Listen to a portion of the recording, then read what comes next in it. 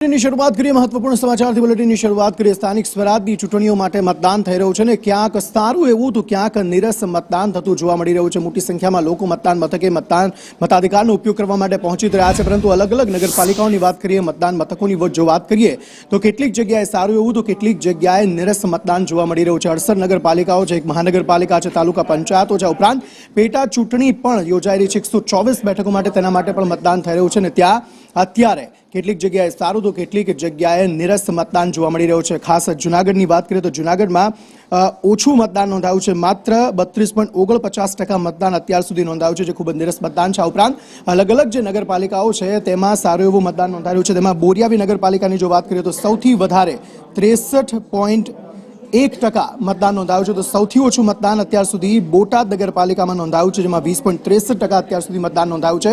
હજુ પણ જે સ્થાનિક નેતાઓ છે, લોકો છે, તે અપીલ કરી રહ્યા છે, સંદેશ ન્યૂઝ પણ લોકોને અપીલ કરી રહ્યું છે કે વધુને વધુ મતદાન કરવામાં આવે, લોકો પોતાના મતદાન મથકે પહોંચે અને પોતાના મતાધિકારનો ઉપયોગ કરે।